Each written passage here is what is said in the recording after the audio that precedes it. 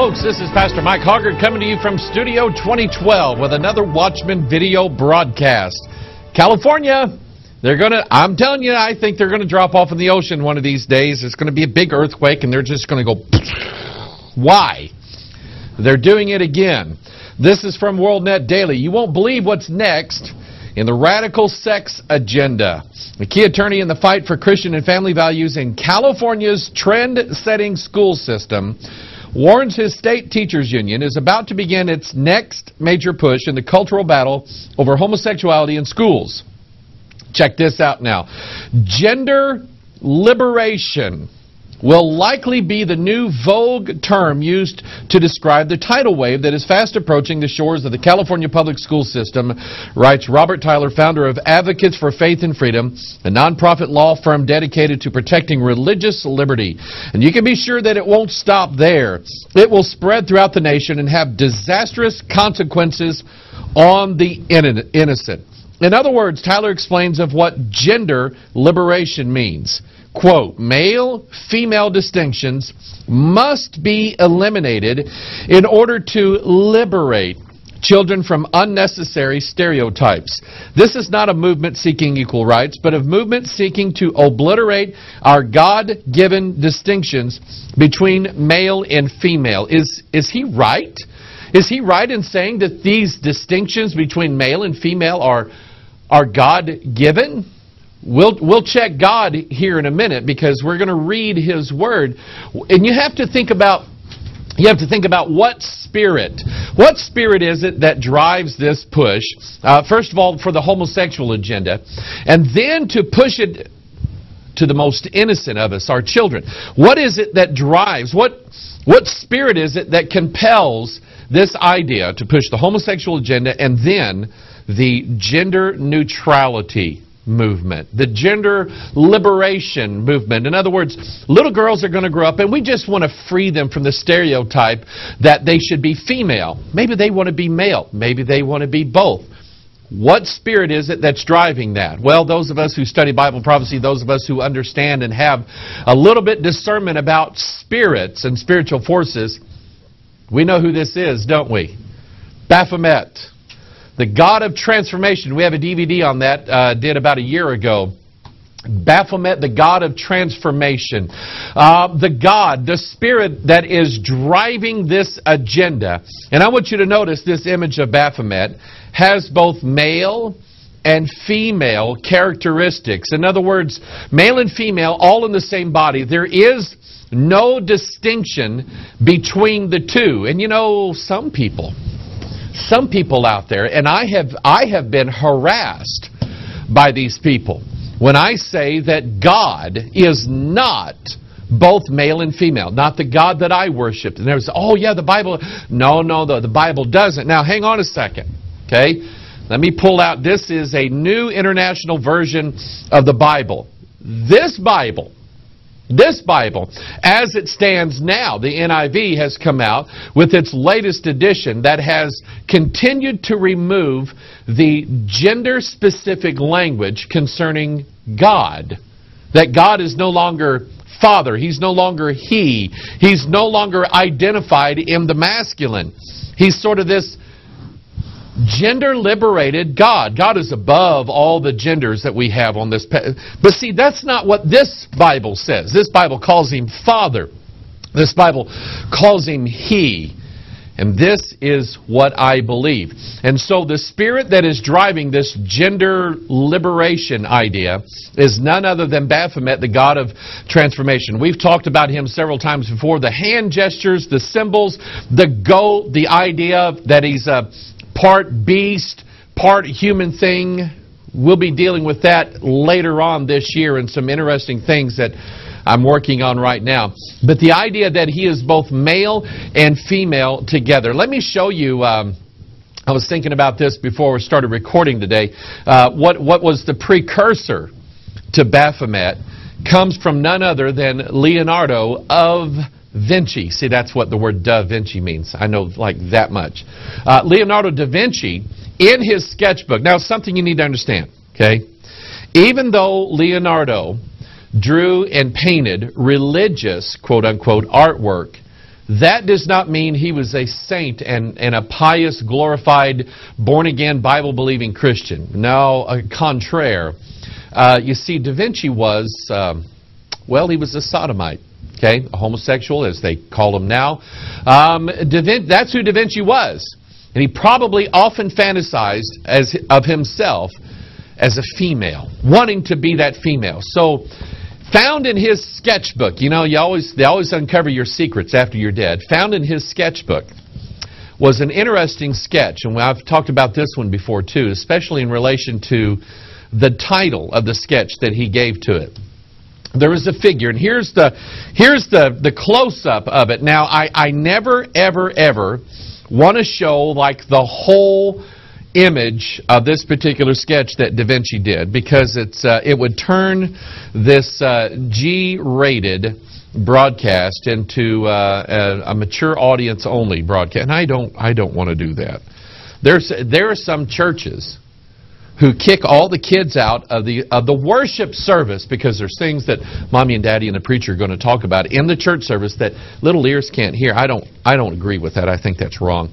But anyway, Da Vinci drew this thing, and here's a close-up of it.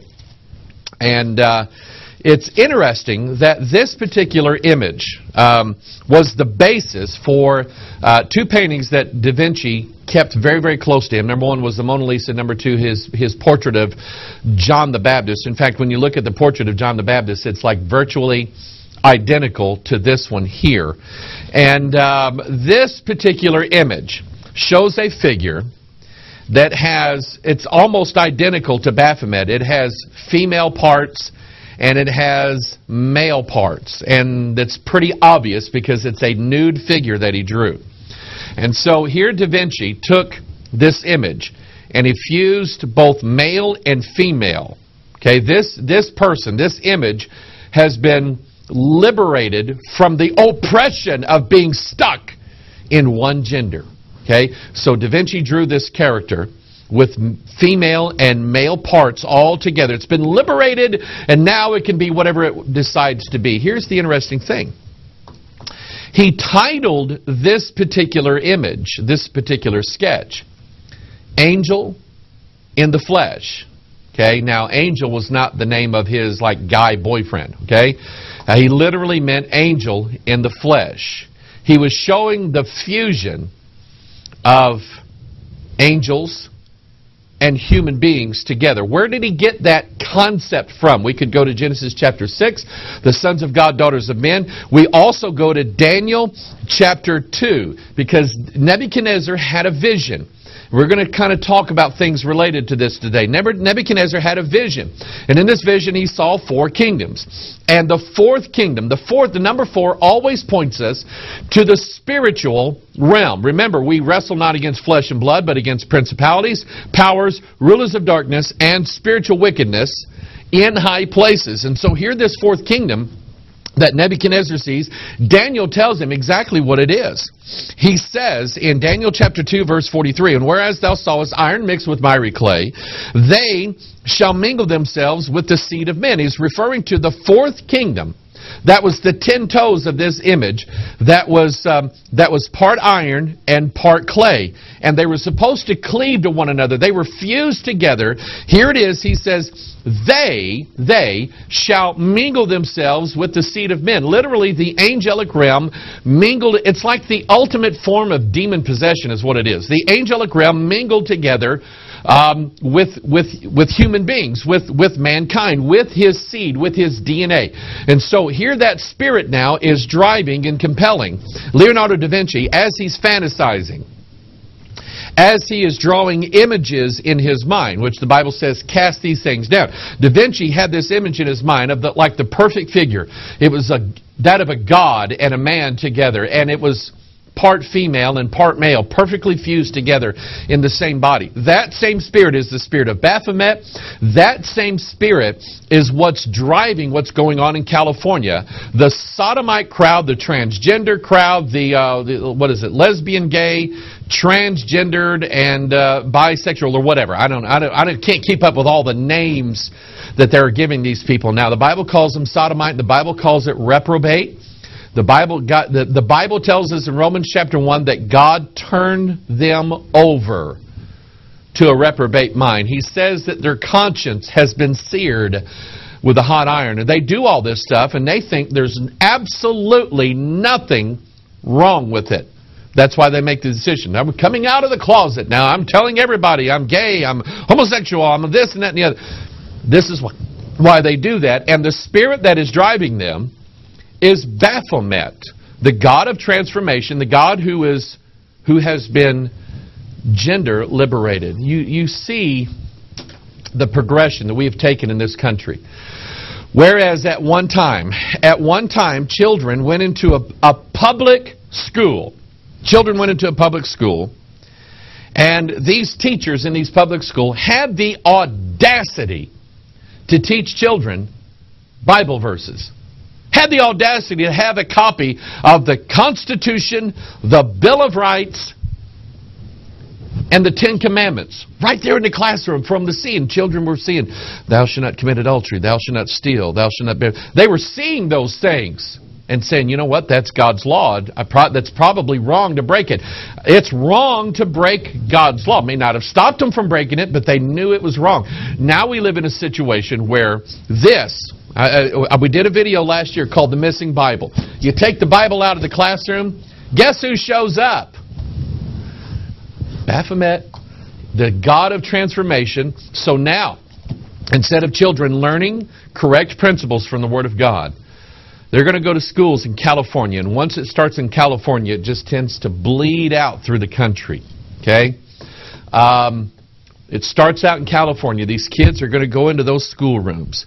Instead of being taught Bible verses, instead of being taught the Ten Commandments, instead of being taught correct principles of morality, they're going to go in there, and these teachers, these social engineers, are going to take these kids, they're going to twist their minds around into getting them to accept against, listen to this now, against their own nature. Why do I say that?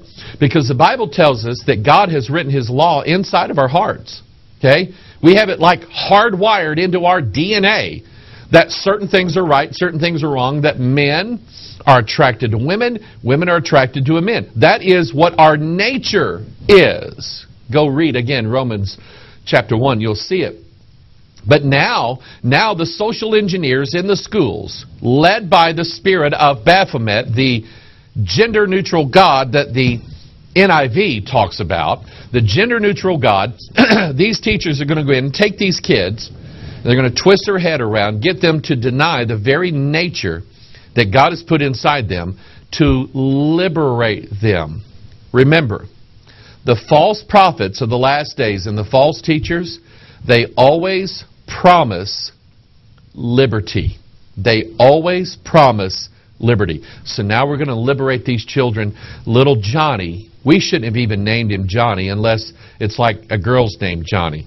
Johnny can decide now if he wants to be a boy or girl. There are actually parents right now who are raising their children exactly this way. And we look at this and we're disgusted and we're just, this is terrible. How can we do this? How can a good Christian America let this happen? Well, I want to tell you how it happened. It started with the church. The church decided to let the Bible be rewritten because, this King James, it just got too many rules in it. So let's let the Bible be rewritten. And let's change our belief systems. Let's